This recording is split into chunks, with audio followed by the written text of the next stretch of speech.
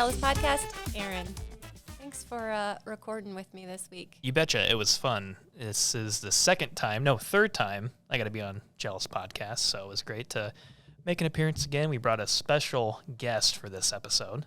We did. You were very jealous of this person when you worked with her, and so much, in fact, it caused you to leave a previous job. Yeah. Courtney Crowder, she's the current Iowa Columnist for the Des Moines Register, and when she and I worked together, she was just kind of one of those journalists that I was jealous of course, but I just looked up to. She was one of very few that I just really admired their work throughout my career while I was there, and I very much enjoy it now after the fact as well. So she has just a great story, and she just has that knack, that passion for getting to the meat and bones of a story and sharing it with the rest of the world. Nailed it. Yeah, her story, her journey to get to where she even is now. She's so young still. I don't know why I was thinking she was older. I always get jealous too when people are younger than me and way more successful. Yeah, that's not fair. But I also did not know that she had just a craving, a sweet tooth for all the candy. Yeah, you guys will hear all about it. You're going to be heading to Target or the grocery store after you listen because you're going to be craving candy. But before we get to the episode, who are you jealous of this week? You know, I'm going to go with the host of The Bachelor / soon-to-be Bachelorette, I guess. Quite an episode last night. Yeah, Jesse Palmer. I just got a fresh haircut, beard trim, eyebrows done. And when I saw my wife was watching The Bachelor, and I'm like, that is a good-looking guy. He is a really good-looking guy. And so I thought, hey, he kind of looks just like me. I'm not a good-looking guy. I try to be, but Jesse Palmer definitely takes the cake. He's pretty good. He's a hottie. He's a hottie with a body, if I do say so myself. Sorry, Jeff, if you're listening. What about you? Who are you jealous of? Okay, I'm jealous of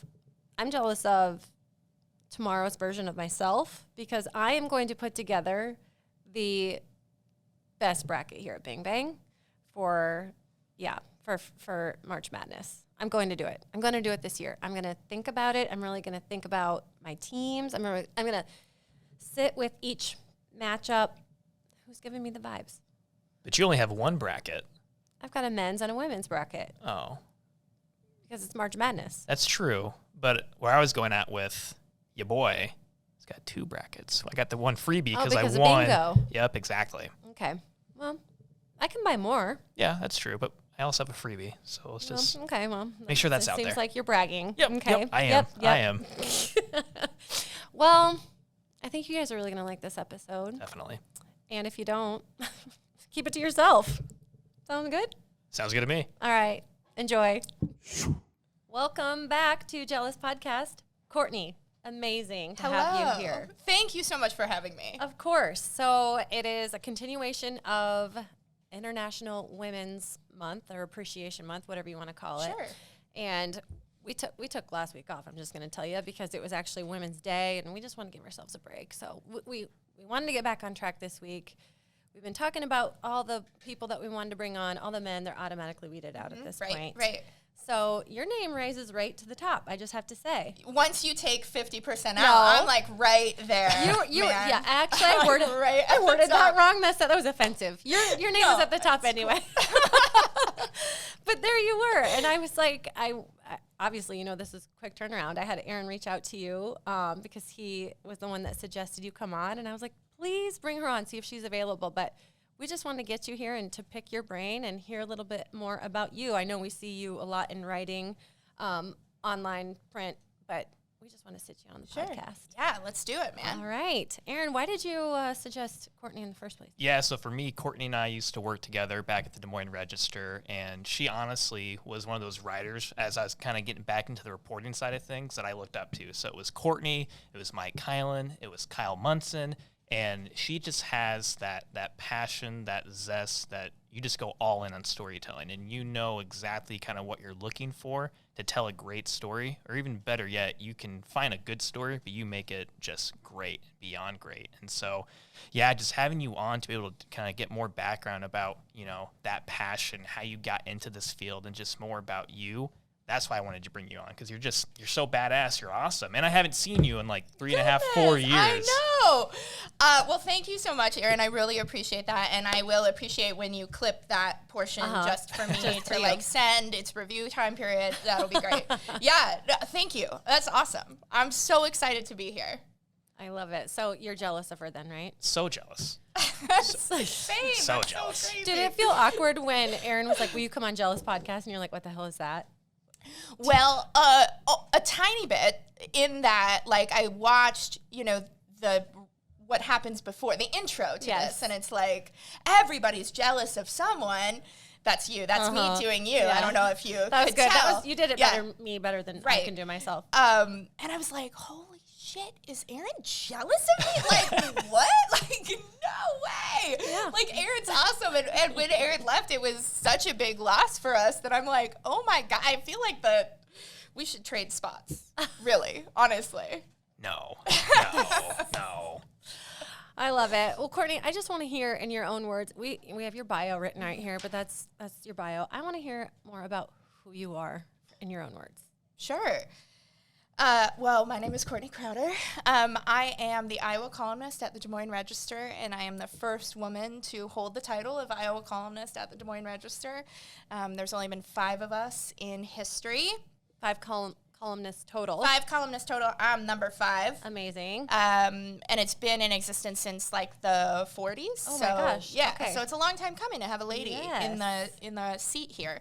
I'm originally from the North Shore of Chicago. All right. And I went to NYU. All right. And if you could tell that 18-year-old that she would end up in Des Moines, Iowa, she would slap you in the face. Like, this was not part of the plan. I thought I was going to die in New York City. Like, I was going to become one of those people.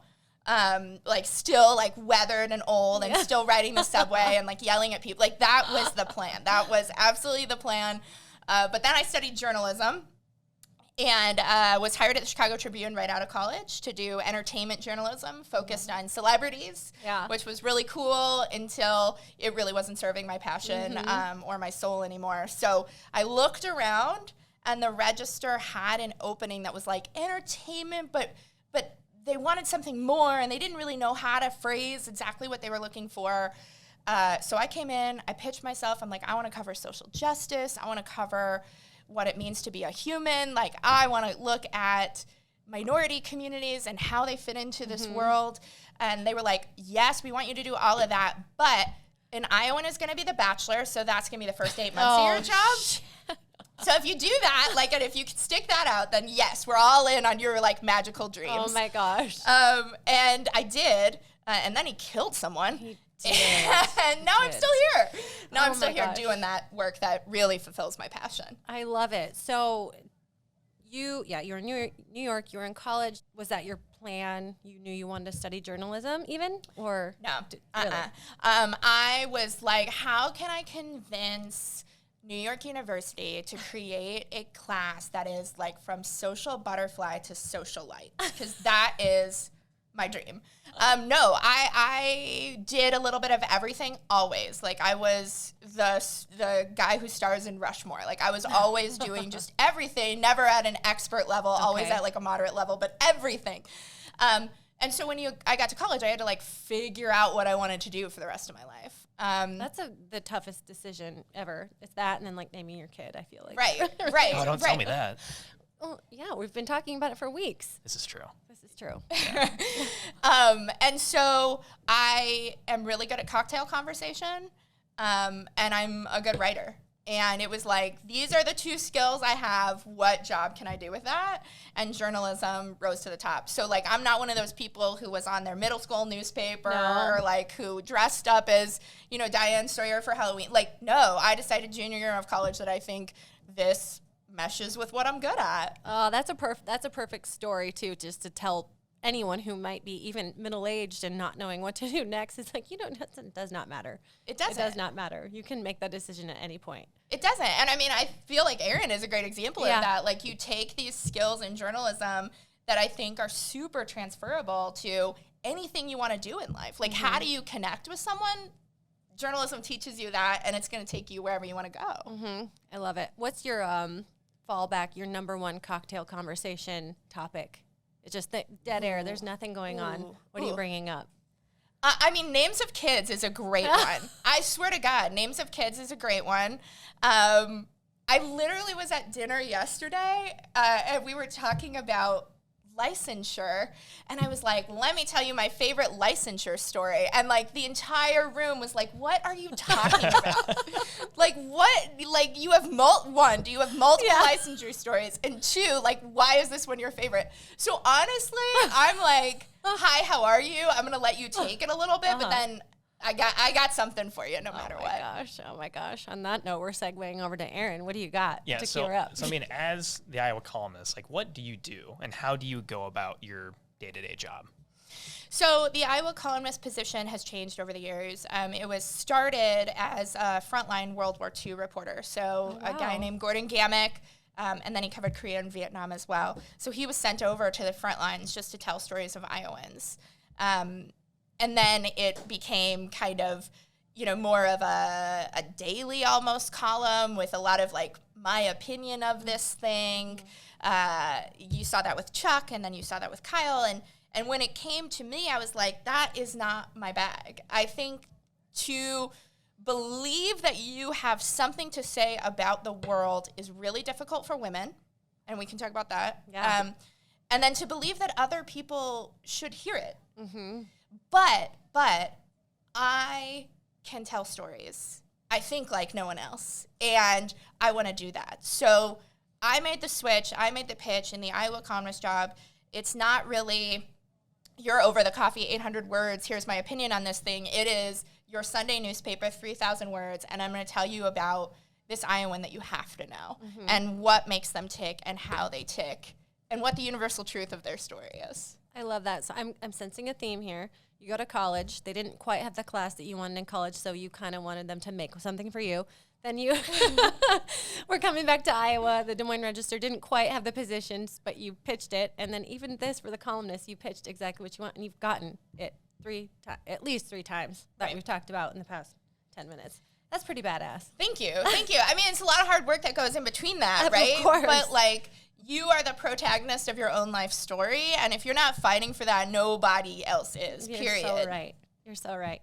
Let's talk about that angle of being a woman and maybe people not wanting to listen as hard as they might want to listen if it's coming from somebody else. I'm not a native Iowan. I'm at year 7, and I think, like, year 8 is kind of when you can start to really claim it. I'm a woman. I'm young. I'm the youngest person to have this job. Like, this was a 180 for so many people at the Register, internally, externally, readers, my colleagues. And I think I knew what I wanted to do, which was to tell long-form stories, and I'm doing that. But there's always a push to have more. And the easiest way to have more is to whip up something around your opinion on something. And sometimes I just don't know if the world needs my opinion on it, And sometimes it does. Yeah. And what's that line? And I think in a lot of newspaper context, there has been no line. It's like, here's my opinion on what it's like to be Black in Iowa. I don't know that my opinion is the one that should be on the table. Yeah. But what I can do and what brings, I think what I bring special to this is I can go find you those people whose opinions absolutely should be on the table. And I can help them tell their story, and I can put them front and center for you. Yeah. But there are a lot of things in my life that I think are worth talking about. I was anorexic when I was in high school, and I wrote a column about that, and I still hear from people all of the time, families, parents, kids, those suffering. So if you have something that's special and unique, I am your number one proponent of putting it out there. But just to be part of the noise, that wasn't something I wanted to do. Yep. What has been one of your favorite, or I feel like I'm stealing from all Aaron's you're questions. No. I'm in it right now. Sorry, Aaron. Teamwork makes the dream work. But no, I mean, to maybe tag team this, what are some of those pieces that really challenged you? Or what are some of those pieces that you are really proud of? I'm sure all of them you Yeah. have pride in, but what are those ones that really just grew you as both a journalist and as a person? Yeah. So I think the anorexia one rises to the top, but I have others. So I was anorexic in high school. I was hospitalized, and truly I almost died. And I was able to come out of that. And I wrote a column about it because I was getting married. And, honestly, the wedding dress was really difficult. It was really hard. I have not tried on clothing in a store in more than a decade. And you have to. Like, that's you have to. It is such it's a structured, like, the first fitting, the second fitting, the final fitting. Yes. You have to. And then it's also a game and an event. And, like, it was horrible. Like, thank God I was drinking champagne throughout the whole thing, because it was really, really tough and really difficult. And it's supposed to be this magical moment, and I want it to be this magical moment for my mom and my sister and my friends, but I am losing my mind. There's an internal battle going on that no one can see. No one can see. And I was right back there. I was right back to that 15-year-old who, was stressing about how many calories were in a stick of gum. Oh my God. And who almost died. A few things come to mind about that. That was early on when I was the columnist, and the way that it reached people, I was like, oh my God, I have a platform and I have a voice. How do I use that? What do I use that for? And when is it the right time that I'm pushing myself forward, or when is it the right time I'm pushing others forward? But then also this story involved my family in a really deep way. And I didn't necessarily think that through. I don't think. They've read the story, they've seen the various TV appearances that I've done and that kind of thing. And so there's no, like, hard feelings. Right. It was something we all experienced together, but wow, did I share I shared their dirty laundry. Like, I shared their story. And looking back, I wish I was just a little bit more prepared for what that would mean to them. And honestly, that has been so helpful as I turned to be a journalist. So not only did I learn, like, when do you step forward, I also learned, like, who is the shrapnel that you're taking down with you. What a great point. Yeah. What a great point. Yeah. I feel like that's something to consider with social media being just right there for everybody, and your opinion just being begged to be shared at all at all times. You can just share it and then be like, oh shit, Right. Did not think about who else could this could affect. And you can delete it, but the internet's forever. It's there. It's forever. absolutely forever. So that's a great point. I mean, who could this affect?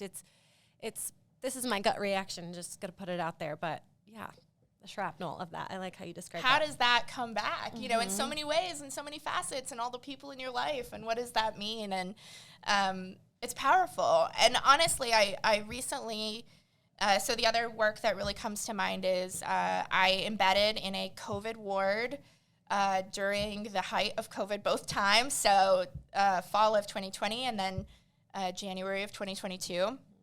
And I was able to tell multiple stories about patients and about doctors and about families.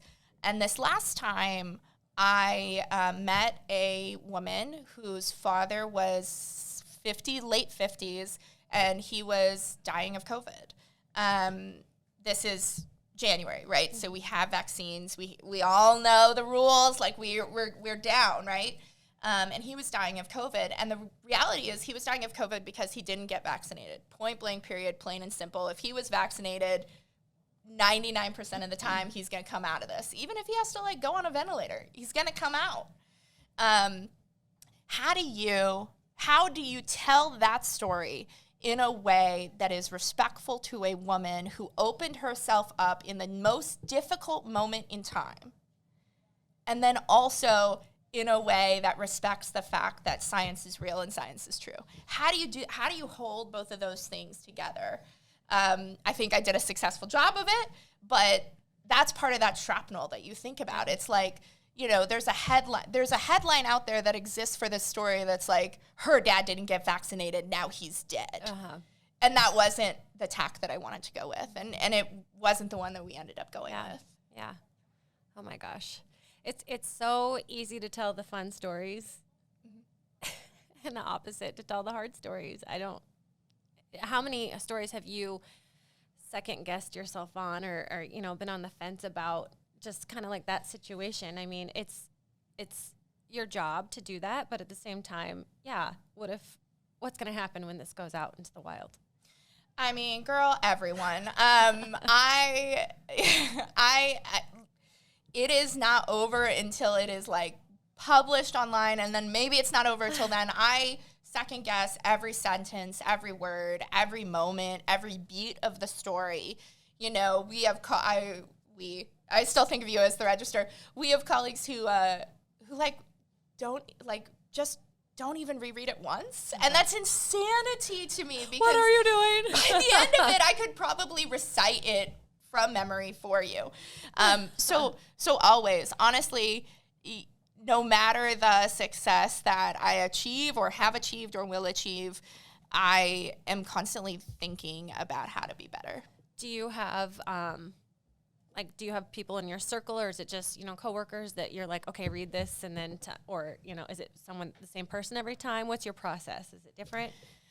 So my process is I kind of always have irons in the fire as far as story ideas, things that I'm going to possibly do. But once like we reach that kind of week before publication, it is all in. I'm only doing that. I'll turn my email off like for days. Like, good for you. You gotta just, I mean, that's the only way I can focus, right? Yeah. That's the only way I can figure out. And then all of a sudden you're like over here dealing with some thing that you don't need to be dealing with. So my process is a lot of hours, a lot of work, a lot of rereading, a lot of re-questioning, a lot of checking in with people. The only person who I really trust to read my work prior to my editor, who I love, Carol Hunter, is my editor, and she's amazing, and she knows how to retain a writer's voice and make it better. But I make my husband read a lot of stuff. I was just going to say, those closest to you. Yeah. Because, and here's why. First of all, he's really good at grammar in a way that honestly I'm not. I'm not very good at grammar. So thank God for Scott and Carol. So he catches a lot of those things. But also he is the average reader. Like quite literally, he is the average reader. So I'll have him read it. I'm like, when did you get bored? Like what were the points that you thought were slow? Because even though I'm writing long-form narrative, I mean, I'm turning out 3,500 words, like, it has to move. It has to move. And so he's that person that I bounce those things off of. I love it. Has he ever given you feedback that you just did not accept? Oh, yeah, of course. Of course. And you have to, like, be willing to not accept it, right? Yeah. Right? Like, no, I was listening to a podcast, and this woman was carjacked. And she was like, I refuse to accept that I am a victim of carjacking. Like, no, I am not a victim of carjacking. Obviously, she literally was, but she is like, that has not become part of my life story. And so sometimes I feel that way. I'm like, okay, that's great, you know, heard, listened, but I do not accept that. Unfortunately. That's great. Oh, my gosh. Are you that way with Megan? Sometimes, yes. She's probably like that with me all the time. Yeah, same. It's not one of my best qualities. I'm working on it. But to go back even for the story, so in my roles, when I was first on the digital desk and then transitioned into reporting, I had to leverage and utilize a lot of that real-time data to track stories and to track sourcing and all that stuff. So I guess within the last, I don't know, it's been about 5 years since I was last at the Register. How does monitoring those real-time analytics shape your reporting to the point where it's, you know, you want to have something that performs well, but you're not losing that passion and that purpose of the message that you want to get across in that story? Oh, I have a very complicated relationship with analytics. The reality is we all want our work to be read. Like, I didn't get into this business so that my work wasn't read. I want it to be read, and I want it to reach people. But I also do not accept, a lot of analytics in my life. Like, you can slice that data in any way you want. And here's the one that I always win: engagement time. So, like, let's slice it that way, right? You can slice that data any way you want. All of that has so much to do with things that are out of my control. You know, when we post on social, when we publish, like whether we've tagged the right people. I control absolutely none of that. So you don't have any say in any of that stuff? I have say, but I'm not the one who pushes any of those buttons. And the reality is, like, they don't have to listen to me. Yep. They can change it. Yep. And I love my digital producers and my dot people, and we work really well together. But, you know, if it's Selection Sunday, guess what? Your story is not going out between 4 and 9. Like, that's just the reality. And maybe 4 and 9 is, like, the right time, and you've missed that time, and was 8 a.m. too early. So that real-time data does not shape my reporting at all, or my story choice at all. But, it does shape, like, the headlines we put on. Like, I'm open to all that kind of stuff. Yeah. So you talked about, going into those communities and finding those stories. How do you find those sources and those topics that you want to write about? Maybe less more of like the passions that you have, but just more of like those stories that need and deserve to be told. And really to that point as well, how do you establish that trust with your sources to tell their story for them? So social media is a godsend in this way. Like, I am a part of any and all Facebook groups. I follow you on Twitter. I am, like, in your digital world, and that's where I get so many ideas. I'm also following all of those tiny newspapers in Iowa. They're amazing, and they are writing about their communities. And if I see a really good story, I'll file it away. I have a filing system.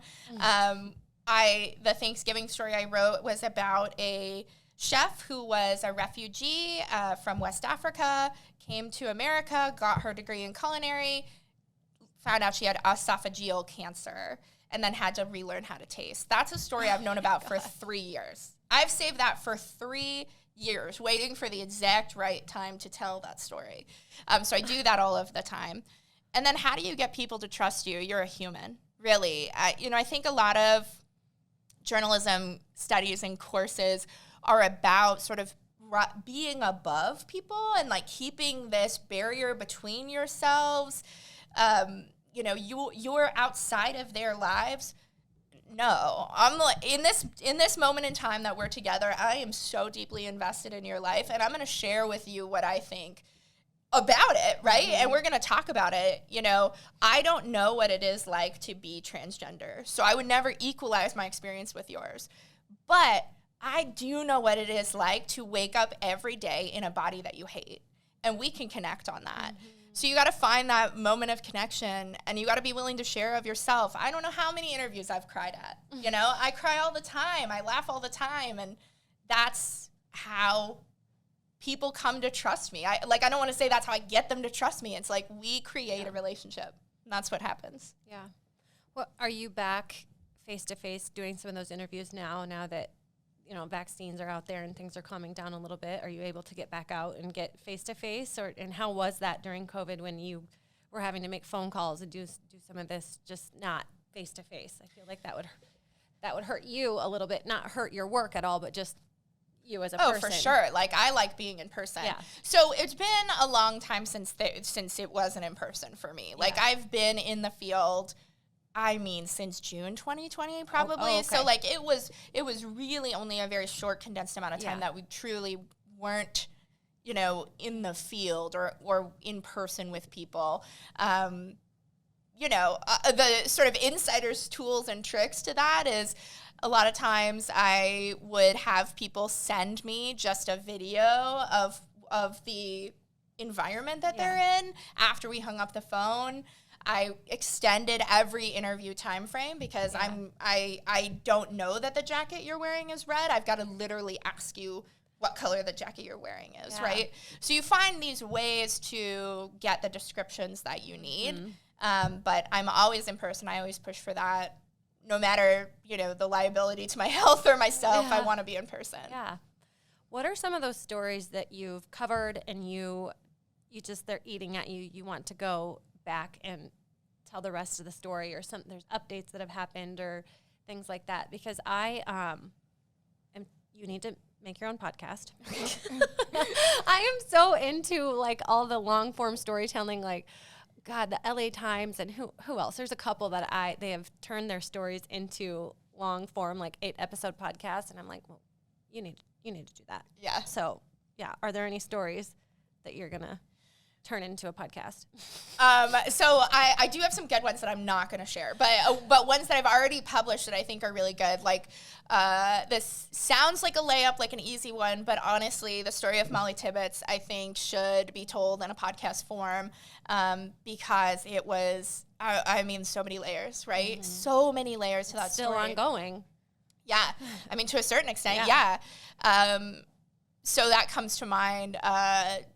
In the true crime vein, I wrote a big narrative about the Officers Down tragedy here in Iowa, where 2 police officers, I think you worked like the scene and that part of that, 2 officers here in Iowa were shot execution style. So there are these stories where the event has occurred, but how it lingers, how trauma lingers, and how trauma affects what you do moving forward, that's the most interesting part. And just like my opinion of podcasts, sometimes you get too deep in the weeds of like what actually happened. You got to tell that story, but the reality is that most of these people are still living, and that trauma lingers and it affects decisions and it affects how they see the world. And that's the part that I think is most interesting. Yeah. What's one of your favorite podcasts? One of my favorite podcasts. I have so many. I mean, I really like the ESPN 30 for 30 podcast. Yes. I really like 30 for 30 in general. Man. I think how often do we use that as inspiration? We're like, we need to set this up like a 30 for 30 episode. You know what I mean? Yeah, 100%. Because sports set and reflect culture in America. And so I like what job would I have if I didn't have this job? I mean, I would love to be Tommy Birch. Like, I think if we could switch positions, that'd be great. I don't know or follow a lot of sports, but I know or follow a lot of culture of sports. Right. And I think that's so important. Yeah, definitely. What's one of your favorite podcasts? I'm not a big podcast guy. You don't listen to podcasts. I'm not a big podcast guy. I don't trust people that don't listen to podcasts. What? I watch a lot of sports on TV, and it's not a big podcast What's that new Lakers thing it's like... That's on HBO. Yeah. I thought it was going to be a remake of or not a remake, I'm sorry. I thought it was going to be like a next installation of what they did for the Bulls, but it's not. It's like there's actors, right? Yeah. John C. Reilly's in it, isn't he? Yeah. Oh, what a gem. I've wanted to watch that. I don't know too much about the background as well because I don't have an HBO Max subscription. But I've seen the commercials on TV, and I'm like, I need to get signed up. I need to pay that $14.99 or whatever it costs so I can start watching this. I think it's about, like, the 80s dynasty, and I think there's a little bit more about, like, Magic Johnson and what happened with him. So, yeah. I'm not overall, going back, I'm not a big podcast guy. And when Courtney comes out with hers. I know, you'll have to download it for sure. Then I'll be all over it. Thank you. I'm, like, a huge podcast person. I love it, and I really love podcasts. I don't love interview podcasts. I don't know if you're like super into interview podcasts. Yes and no. I do. I have a variety that I'm sorry. I'm like just realizing that I said this on this podcast, but I really like. It's like the light came on really slowly, but I really like narrative, formed podcasts. I think you were trying to think of Dirty John earlier. Yeah, that's a great one. Dirty John. And there's another one. Oh, The Shrink Next Door was also, that's good. That's also on Apple TV if you want to see it visually. But yeah, I do like interview podcasts. Conan O'Brien's podcast is an interview based, but he's so damn funny that, it's easy to get lost in. I think that's one of Rodney's favorites. He always talks about the Conan O'Brien podcast. I think he might have gotten me started on it. Don't tell him that. He'll get a big head. Well, what is next for you? What do you want to do? You've already done, a shit ton. Thank you. That's my Iowa. You're almost on your 8th year, so do you say things like shit ton yet? Shit ton, yeah. Have you gotten the for sure. Honestly, and this is not trying to be evasive, I really love the job I have. It's amazing. I get to be with people at the best and the worst parts of their life. I get to share in that adventure. And even though I'm only with people for a short amount of time, the connection that we make is something forever. I could call sources from stories from 3 years ago, and I know we would pick up immediately where we left off. This is a job that's powerful. It's a job that's meaningful.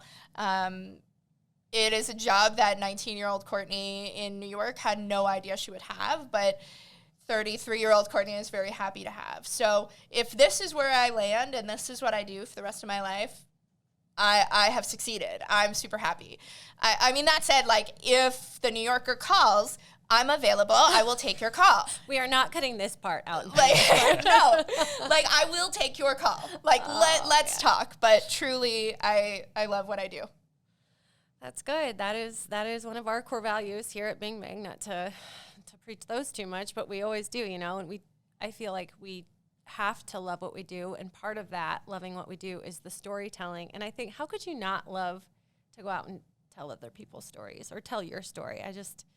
It is so powerful, and there is, you know, you do connect so many people and you bring people in. I joke that we're in the simulation because the bubble is really not that big when you start telling stories and making those connections, and it's pretty damn cool. Yeah, most of them have been on this podcast. Yeah, really, seriously. Truly.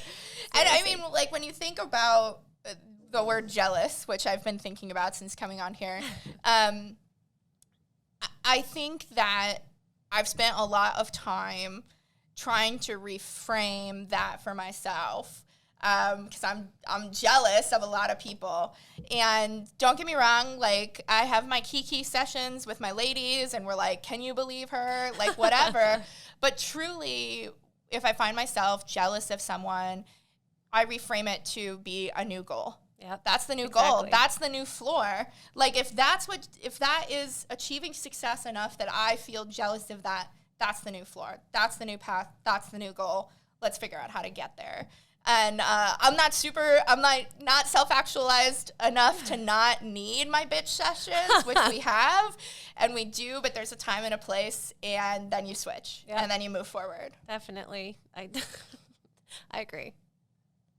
I was just looking around. I don't bitch at work, do I ever? You're my boss. I'm not going to answer that. Oh, shit. Whatever. Well, that's awesome. I have to know, what brand of gummy bears are your favorite? Okay, Albanese, which they do sell here in Iowa, but, like, they're not, you got to look for them. Yes. They're a company out of Indiana, and they have... Oh, really? Mm-hmm. Why do I think they were from Australia? I don't know. I can't answer that for you, but they are out of Indiana. They're, like, close enough to Chicago that I have thought about taking the factory tour. Oh, you have to. But far enough that it would be like a commitment. I haven't, but I should. They have 12 flavors. They're amazing. They're the best. So good.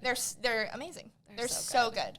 But truly, like, all gummy bears are delicious. All sort of gummy candy. Like, you can keep your chocolates, you can keep your pies, you can keep all that stuff. Like, I just want gummy candy. I'm with you. Even the Lifesaver gummies? For sure. I kind of like them because they kind of have that weird powder stuff on them, and I don't know what that is. It's probably chemicals that I shouldn't be eating, but they're good. I mean, right now is truly, like, the gummy candy time of year. Yes. Like, Easter is real good for us who love gummy candy, because let me tell you about the Starburst jelly beans. Oh my God. We could have a whole episode just on that. Let me just talk about the Starburst jelly beans right now. About them. They are amazing. Yes. Yeah, they are. They are amazing. They are so good. They are the most flavorful jelly beans that exist out there. Mm-hmm. And they have multiple flavors. Sam, I don't even know if you know. They got the original. They have the Fave Reds. Yes, Fave Reds. It clicked with me finally. I was like, oh, favorites. Play on favorite. Right, and they're all red. Yeah. It's one of those. That's what they're in my drawer right now. Yeah. Tropical flavor. They got a sour. That's like, if you see if you see Starburst sour jelly beans, like, please hit me up on Twitter. Let me know where they are. Like, watering. Hide them behind something so that they're the hard ones to find. I will be on the lookout.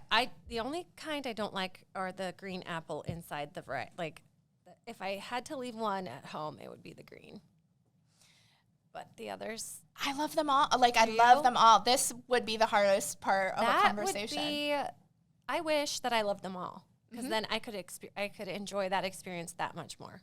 I mean, and it's like such a variation of eating, right? It's like, are you going to do one by one? Or are you going to, like, mix your flavors and, like, throw them all in your mouth and see what happens? Yeah, it's fantastic. I feel like dentist visits have to go up after Easter because I myself, like I am like at night, like scrubbing my teeth because I'm like, I feel like my teeth are going to fall out because I've eaten so many of these jelly beans. But what about, okay, with jelly beans, isn't there that Bean Boozle? The one where you have like you have like a cherry and a strawberry, and then you have like dog poop and earwax, like. Yeah, that's a Harry Potter thing. Yeah. No, thank you. No, thank you. I don't like get into eating to be disgusted. That's just not why I do it. No. So no, thank you. I do it for like, if it is, I have to, like, I nest, like I make my little, and then I'm like, now I'm going to enjoy this. Like, I want to be able to enjoy. I don't even like to eat while I'm driving because I like didn't give my food the attention that it deserves. I'm also very strange, but no, I completely agree. I have a lot of like boundaries or weird lines that I set to myself. So Friday nights, like a reward for making it through the week is I will have like a classic movie theater box of gummy candy. Yes. It's mine. It's not for others. It's for me. But it's just like a reward for making it through the week. How are you on hot tamales? I'm okay with them. Yeah. It's too much. It's all one flavor, so you're true. like, it's too much. Oh, so the Mike and Ike's, yes. Oh, yes. Yes. And if you've had 10 flavor Mike and Ike's, no. Life-changing. Oh my gosh, where are you finding these? These are like Hy-Vee end caps. Okay. You know what I mean? Like, you got to just keep your eye. You can't be focusing on your list. You got to like keep your eyes out for the new candies. That is the best place to find the candy. I found these candies the other day, and they were chocolate, but they were good. They were toffee in the middle because I'm an old woman at heart. They had toffee in it. They're so good. But Nerds Ropes. Okay. Yeah. You ready? Yeah. I love Nerds Ropes. So they've gone away from the rope. I don't know if you know it. Now they're in clusters. Yes. Oh my Fantastic. gosh. So Cannot good. recommend enough. No. Cannot recommend enough that you go get some Starburst jelly beans and some Nerds clusters, and you kind of like make your own potpourri. Oh, Life-changing. Life-changing. And there's two kinds. There's a pink bag of Nerds gummy clusters, and there's a blue bag of Nerds gummy clusters. Man. I'm into both of them. My mouth is watering, which again is also not good for a podcast. I think for lunch, I'm just gonna get candy. I'm gonna go to the gas station. Or Hy-Vee end cap and just load up on all the goodies. I am for sure. Smorgasbord.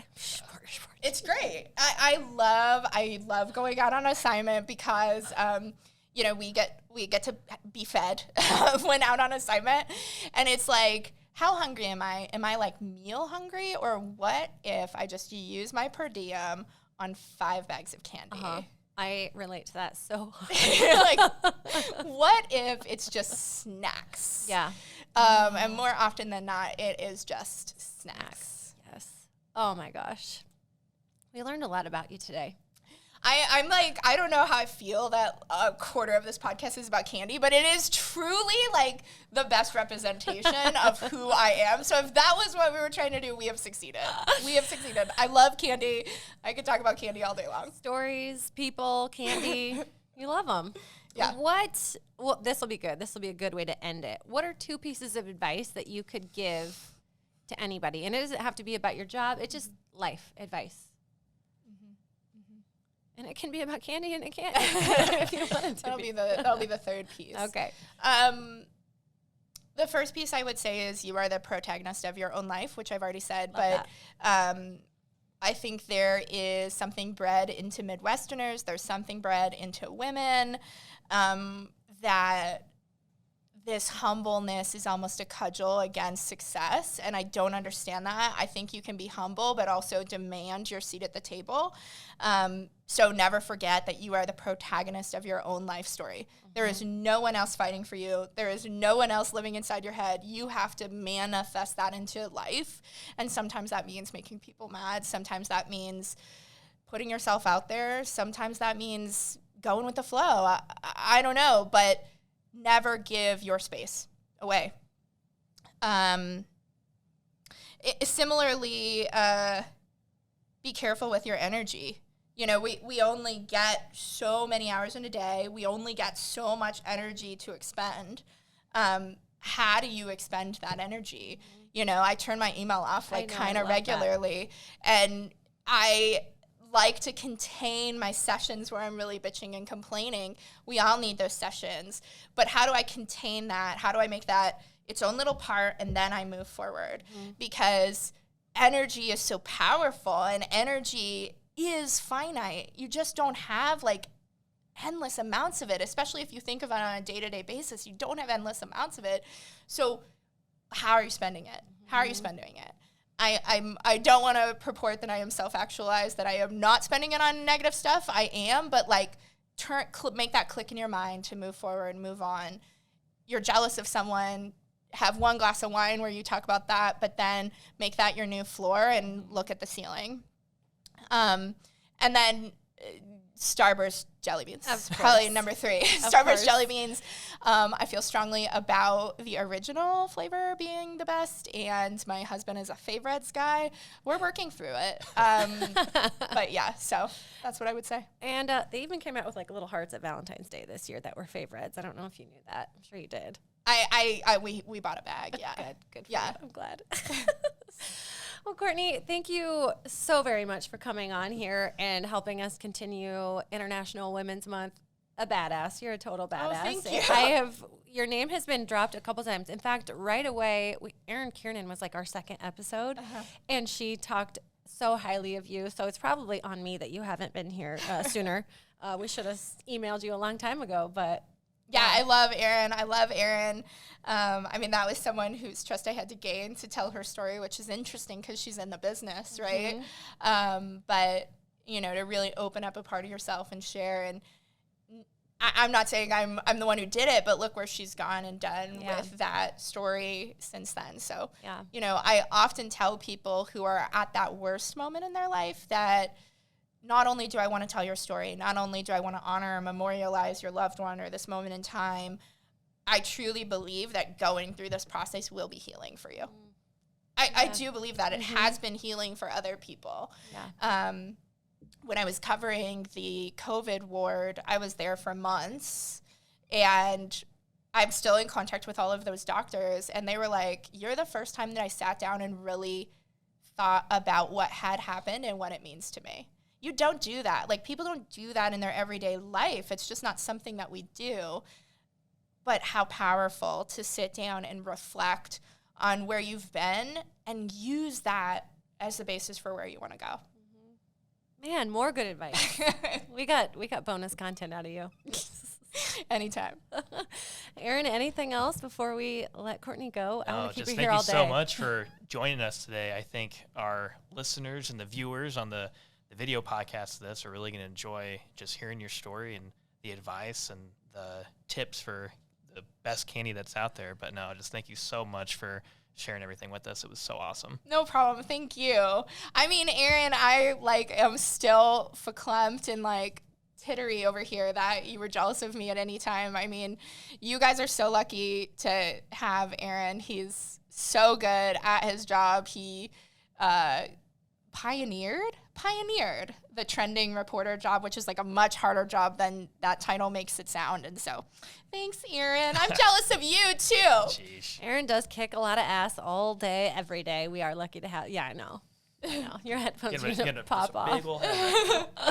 We are lucky to have him. So thank you both. Appreciate it. Thank you. All right. Bye.